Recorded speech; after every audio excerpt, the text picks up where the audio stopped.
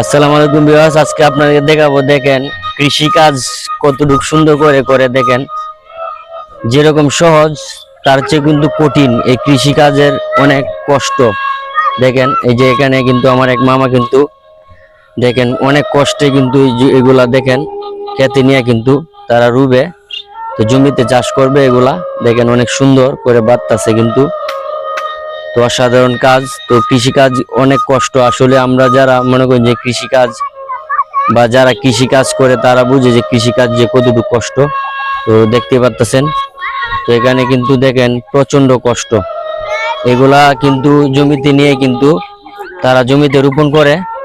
তো দেখেন এখানে ফুলা পানি খেলাধুলা করতেছে, তো খুবই ভালো লাগলো। হাওড়ে আজকে আসলাম, হাওড়ে আইসা কিন্তু খুবই ভালো লাগলো। তো এই যে দেখেন এখানে কিছু জ্বালা, তো এগুলা কিন্তু খেতে রোপণ করবে, তো এখান থেকে কিন্তু আমরা ধান পাবো। তো কৃষিকাজ আসলে কিন্তু খুব কষ্ট। তো দেখতে আছেন হাওরের সৌন্দর্য কিন্তু আসলে অসাধারণ। দেখেন প্রাকৃতিক দৃশ্যটা কিন্তু খুবই সুন্দর ছিল।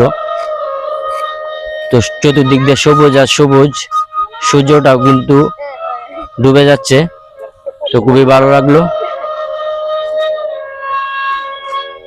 হাওরের সৌন্দর্য কিন্তু আসলে অসাধারণ।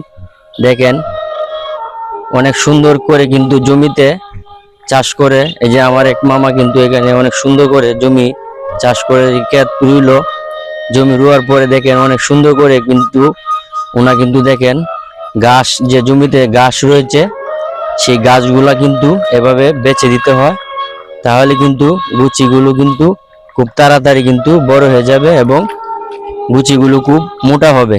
দেখেন অনেক সুন্দর কাজ, হাতের কাজ আসলে। মানে আমরা যারা কিনা যে ভাত খাই, এই জমি থেকে কিন্তু আমরা ধান পাই, ধান পাওয়ার পরে কিন্তু আমরা সেখান থেকে চালের পরে কিন্তু আমরা ভাত, সেগুলো কিন্তু এই কৃষি কাজের মাধ্যমে কিন্তু মানে এগুলো আমরা পাই। তো কৃষিকাজ আসলে কিন্তু খুব কষ্টের।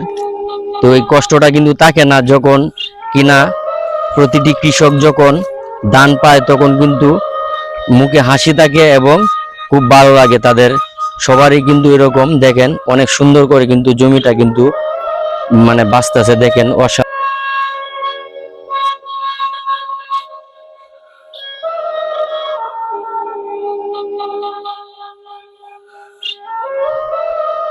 তো আমার মামা দেখতে পাচ্ছেন অনেক কষ্টের কাজ, কিন্তু যেরকম কষ্ট তার চেয়ে কিন্তু সহজ। যখন ধান মানে হয় তখন কিন্তু হাতে যখন টাকা আসে তখন কিন্তু সেই একটা মুখে কিন্তু একটা মুস্কি, একটা সুন্দর হাসি থাকে।